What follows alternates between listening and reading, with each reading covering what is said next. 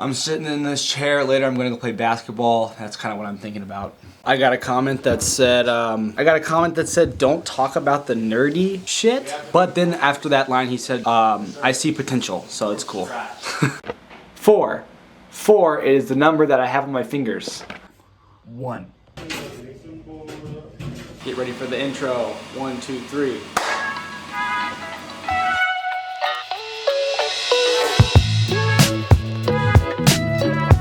Okay, so I've got a piece coming in the mail. At what point did the Instagram Reels become? It's like I find I have more fun on Instagram for some reason. I think part of it has to do. Well, when I first started putting stuff online, it was just on YouTube only, and I liked how no one really knew. Like my family and my friends and such, they weren't on it. I was just getting like 2 or 3 views a video, and I kind of liked that.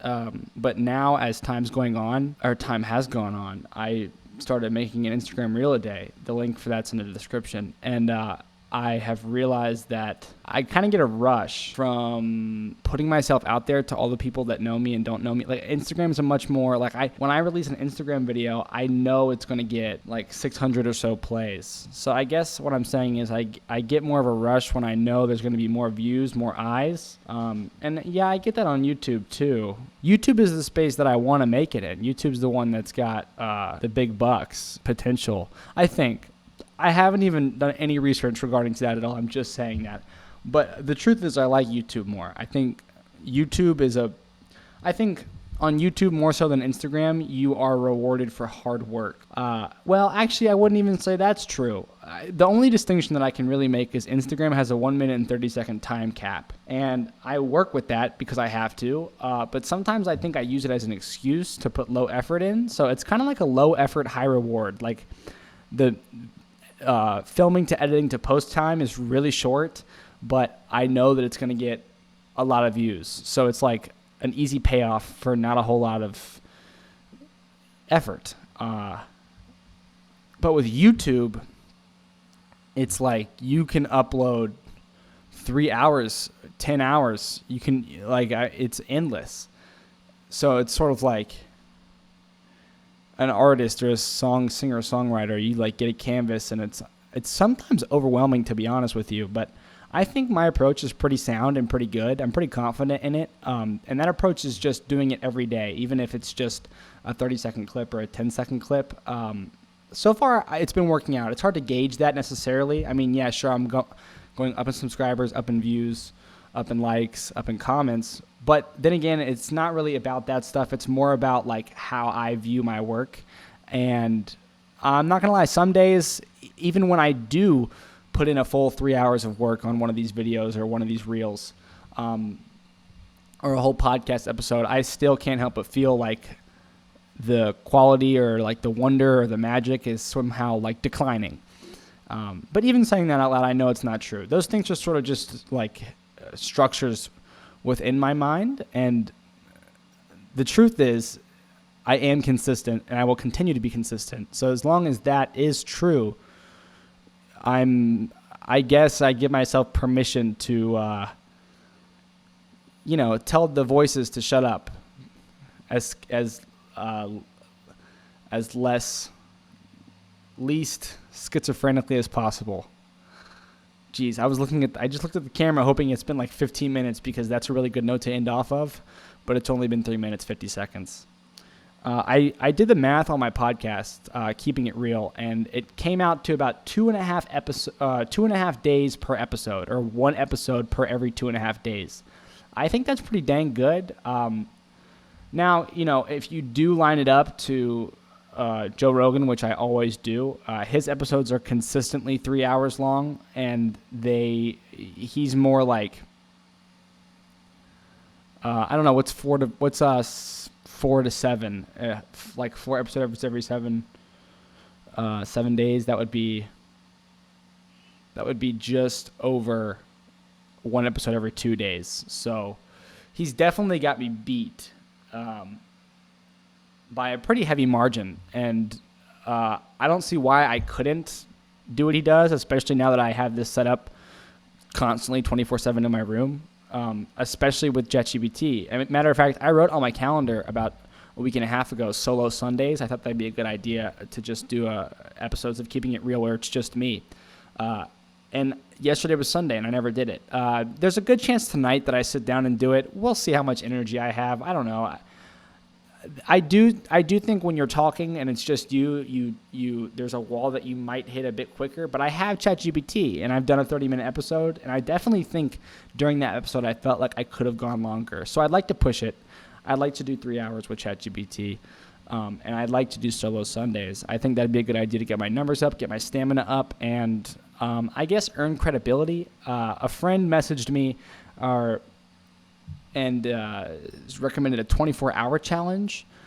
He didn't say what I'd be doing for 24 hours, but he just said a 24-hour challenge. I like that idea because it requires more effort, more work, and it would be, I think the more effort and the more work you put in it, as long as you're doing it in a smart way, the better the video is. I mean, people don't click and stay because you sat on your ass. People click and they stay because you've built something, and what you're doing is, I don't want to say unattainable to them, but I don't know, really. It's like both at the same time removed from their capabilities, but human enough for them to relate. And I was about to say, and I know I've got the relatable part down, but I have no idea if I'm relatable or not. Some people say yes, some people say no. But I know that I lack when it comes to what I've built. I don't have a giant warehouse. I don't have tons of money. But I do have my mind, like most of you do, and I intend to do some pretty crazy things with it. Yesterday, I stopped eating processed foods. My roommate thinks I'm going to fail, which is like dick move, bro. He should have just said, like, let's go, W. But I'd probably think I was going to fail too if I wasn't me, but no, I wouldn't. Oh, I wouldn't know, I guess. That's like, what's the word for that? Not the butterfly effect, but why would you even mess with what ifs? I was blank. I'm me, and I know I'm going to succeed. So pretty awesome. Right now, I just kind of feel low energy. When I stopped jacking off, my energy went up. But now that I've stopped taking tons of saturated fat and sugar, my energy is down. Shocker.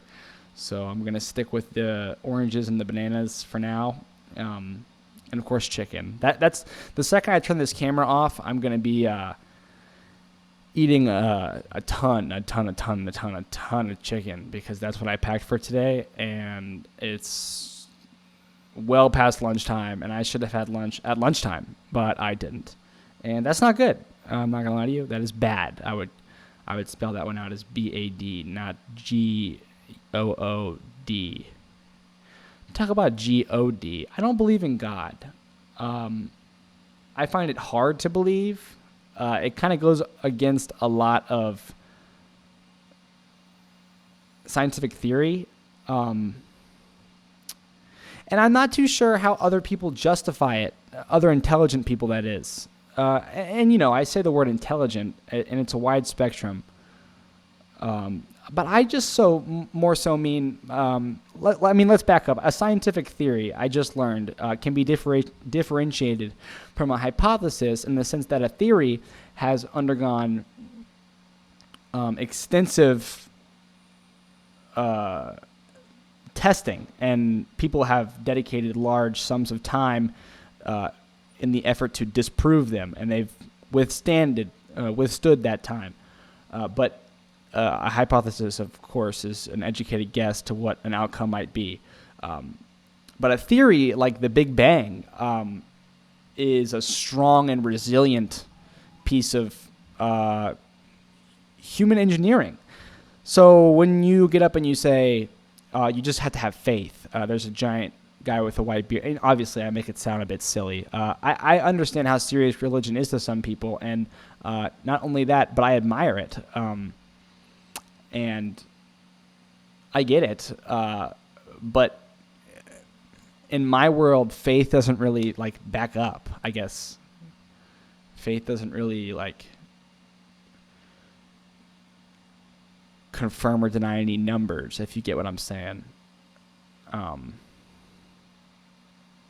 Yeah, it's funny because once you start to prove things, you realize how many things can't. I mean, it's like, okay, sure, the Big Bang, but like, so what did it expand into? Or like, what was there before? Like, what and what's going to be there after? I mean, it's real big existential stuff. With that, I'm going to cut this episode off, and I'll see you tomorrow.